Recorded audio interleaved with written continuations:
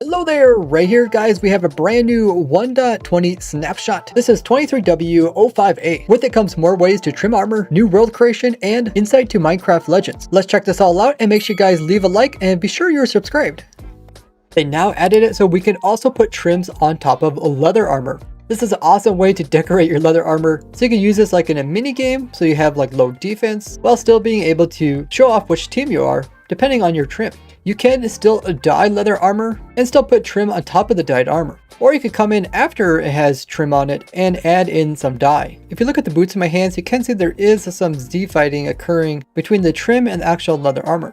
They also made it possible to put the same material on the same type of armor, when before this wasn't compatible. So now you can have a diamond trim on diamond armor, and you can actually see the trim too. Well, this also worked with the other incompatible ones like gold on gold, iron on iron, and netherite on netherite. Now the reason why this was incompatible before, because they couldn't actually see the detail of the trim. So now they went ahead and changed the palette a little bit, so it's easier to see when you put the same material on the same armor.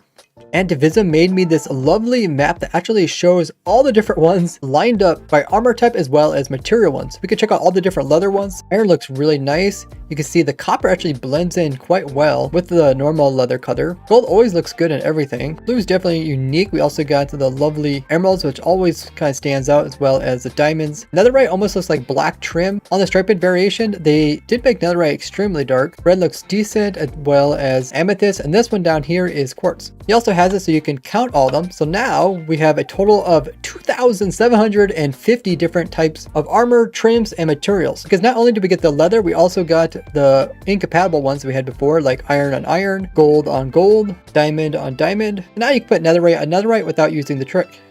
They also made changes to the actual rarity of the templates. So if we go ahead and go over here and check this chest. Now if you do happen to have a chest that has the probability of producing a template, it won't just produce one, but instead it will give you two. This is only for the wild template, which are found in the jungle temples, as well as the dune one, which are found in the desert temples, the coast, which are found in the shipwrecks, and the sentry, which are found in the pillager outpost. They said the reason why they made them come in pairs, so that new players will understand when you actually slice the template onto the armor, it uses up the template. This is different than like the banner patterns, which you can keep using the same one over and over. So by giving the player two of them, they'll use up one, and then they'll realize the second one they should try to make copies of. They also changed the rate in finding the netherite upgrade. So now there is twice as common. So before it was about a 3% chance per chest, and now it's a 6% chance. They said they still want netherite to be hard to obtain, but they felt like it was so hard to find one that people were just going to make copies of it rather than going out and actually try to find more of them naturally, since they are trying to encourage players to go exploring. They also changed the rate for the eye armor trim, which is found here in the stronghold. Now there'll be a guarantee of one of these in every stronghold library chest. So some of these libraries have one chest and some have two. This one has a upstairs, so it has two. So if we go ahead and check this bottom one, it also has one. And there's a second library just over here. Let's go ahead and check it. You can see there's one in that chest and also one in this one. They said they did this so that even unlucky worlds that might not have libraries in some of their strongholds can still go out to other strongholds and eventually find one of these. Since there is only 128 strongholds per world, no matter how big you go exploring. Now when it comes to mansion, they also greatly increase the chance of finding the Vex template inside of these chests. This is because mansions in general actually have very few chests. And some of their chests are dedicated to special things like just have an axe for the tree one or being completely empty for the storage one. I did some testing on how many chests are actually inside of mansions that could give template loot. And despite them being this big, there's only an average about 6 chests per entire mansion. So they want the chance of players actually finding a template once they reach a mansion, because the challenge is to actually go out to a mansion, not necessarily continue to keep going out to more and more mansions. This would be a great way to encourage players to actually go out and find one of these, since there isn't normally a reason to even go to these.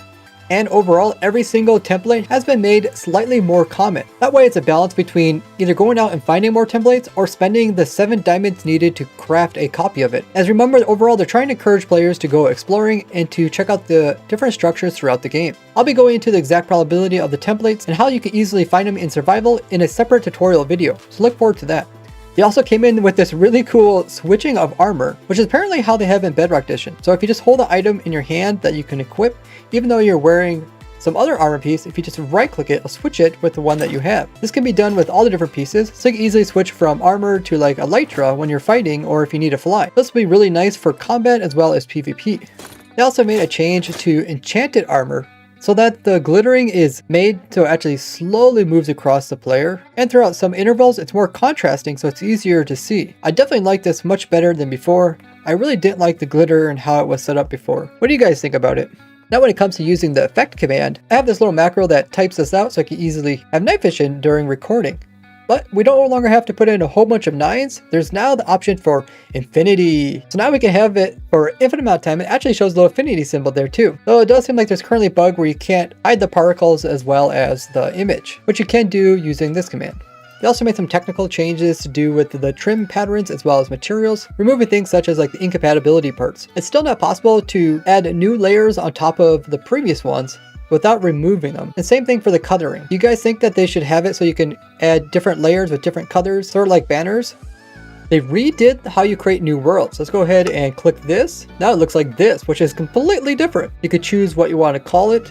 I'll call it 05. Got a section all about the game, which includes what game mode you want to play in, difficulty, and cheats on or off. If you want to go into more detail about the world, go in here and choose the different type of world. And you can choose exactly what sea you want to play on. Structures on and off as well as a bonus chest. And then there is more details, such as like game rules and data packs. This is where you can come in and add the 1.20 data pack so you can play with all the new features. So overall, it's very nice and clean and not so confusing.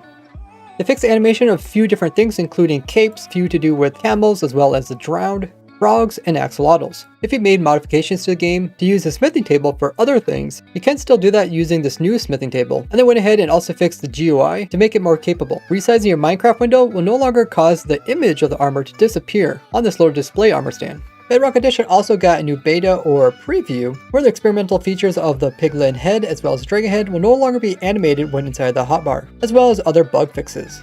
A new video for Minecraft Legends came out showing the official gameplay trailer, which showed illustrations like when you lose control of a structure with the water going away and the enemy taking over it, how the enemy comes from the nether portals, how you're able to move your troops throughout the overworld. It looks like there's these teleporting structures so you can move great distances with your armies. It shows how you can take your structure back over as well as take on the enemy. And it shows how you can ally with different hostile mobs such as like creepers and zombies, and use those to your advantage. Shows you can also do this in multiplayer, where on one side they have a bunch of Mojang developers, look like these are Blackbird developers, and they made two different teams and they're going against each other. So it looks like you just don't have to play against the NPCs, but you can actually play against other players. And this one, it looks like they're playing on a public version, so it looks like anybody could join, but I'm sure there's also private matches that you can set up. Shows how you can build up your structures, move your armies, and attack the other person. And it says it's actually coming on April 18th, and pre-orders are open currently. I'll put the full video in the description. Now join me live on my Twitch as we play around with all the new armor. I live stream every Wednesday, Friday, Saturday, and Sunday at 2 p.m. Eastern. Or check out this playlist about 1.20 new features, or this one about new simple farms. Don't forget I also have an Instagram as well as a TikTok. Thank you all for watching. I'll see you guys in the next one. Bye bye!